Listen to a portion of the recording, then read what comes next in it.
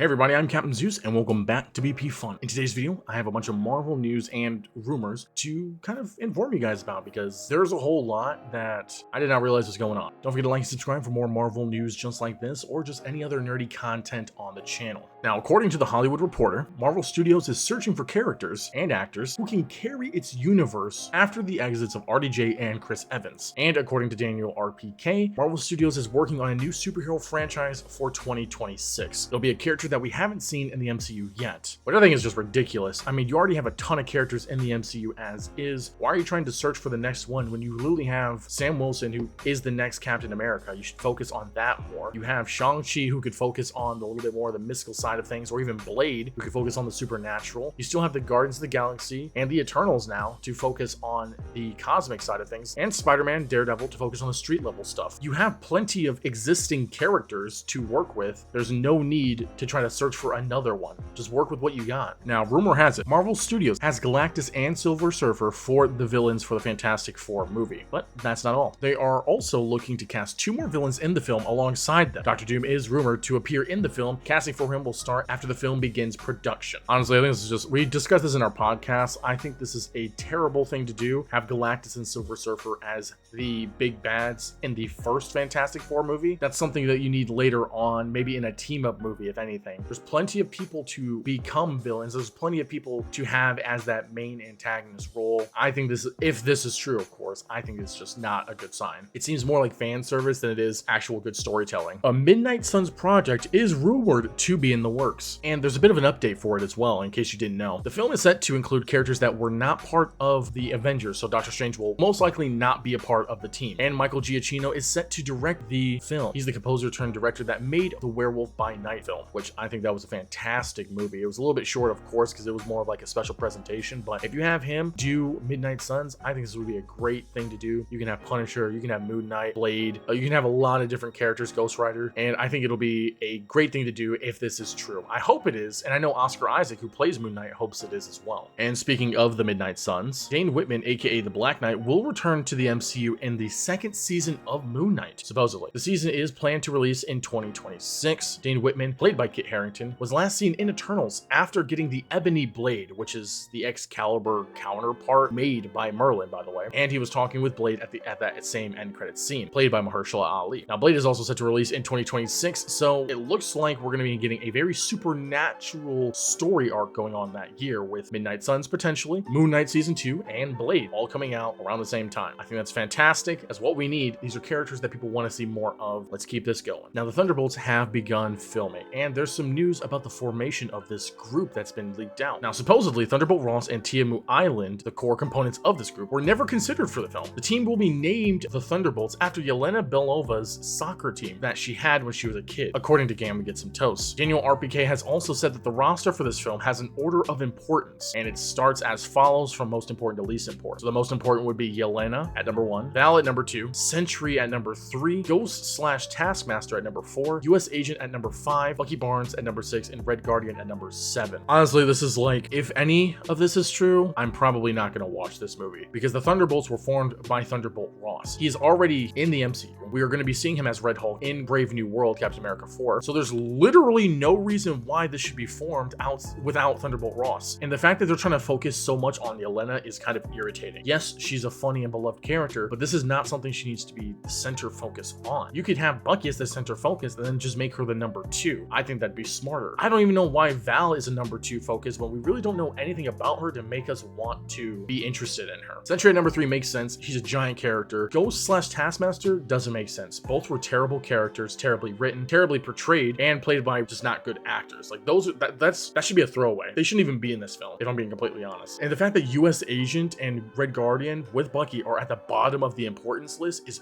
baffling. These 3 characters are some of the best characters that we've seen post Endgame MCU, and funny enough, they're all Captain America oriented. US Agent and Bucky for sure should be up there in the top 4, and Red Guardian should be up there too, because he's just funny. Like, this doesn't make any sense to me. I'm very worried about this film. Now, if you thought that was enough bad news, there's some more. Spider-Man 4 is going to be getting even crazier than we already reported. So according to Daniel RPK, Miles Morales will be introduced in the film. Tom Rothman, the CEO of Sony Pictures, is apparently responsible for trying to rush the release of Spider-Man 4. But now Kevin Feige is currently trying to negotiate with Sony to find a middle ground around that would let Spider-Man 4 have both the street level and the multiversal elements in its story. Okay, let's be honest, guys. I don't think Spider-Man 4 should be happening at this point, or they need to buy the rights to Spider-Man back, because Sony is shooting themselves in the foot. They're being gold diggers. Like, they don't care about content or quality. They're all about the money. That's why all of their Sony Universe of Marvel character movies have done really bad in the box office, and besides Venom 1, have been poorly received by fans and critics alike. And the fact that the Spider-Man trilogy for the MCU wasn't really good and is because of Sony. Like, this is just not good. And the fact that in this one movie, they're trying to merge their crappy universe with the MCU Spider-Man, and then also have the street level Endgame or whatever from Daredevil and all those shows tie into this one movie, it's ridiculous. This is literal madness. I would not be on board with this. I don't know anyone that would, except for any MCU fanatics. But speaking of Daredevil, according to Daniel Richman, a White Tiger series is in the works. However, it'll feature the female White Tiger, while the male White Tiger will be featured in Daredevil Born Again. I'll be honest, I hope this is false, because I don't see the need for a White Tiger series. Makes no sense. We never asked for it. Not a character that we have grown to really want,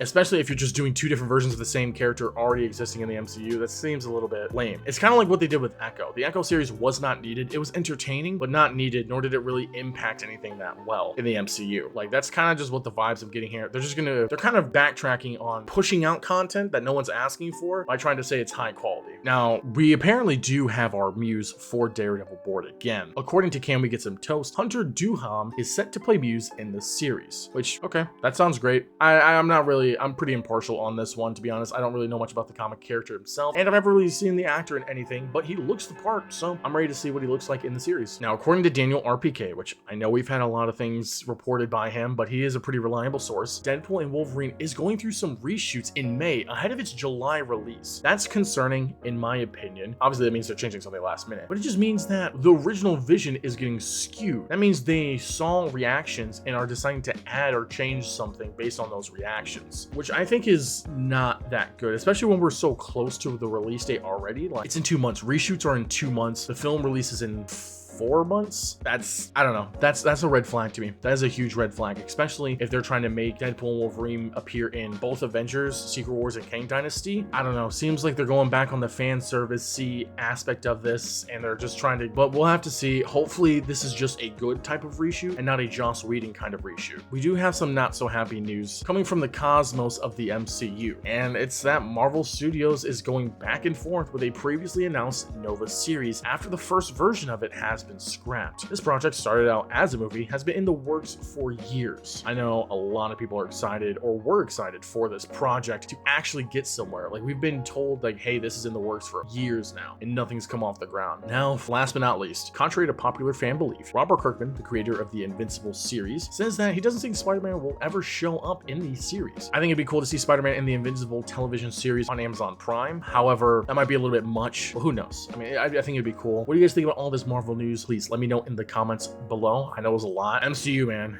Am I right? I'm Captain Zeus, and I'll catch you guys later. See ya.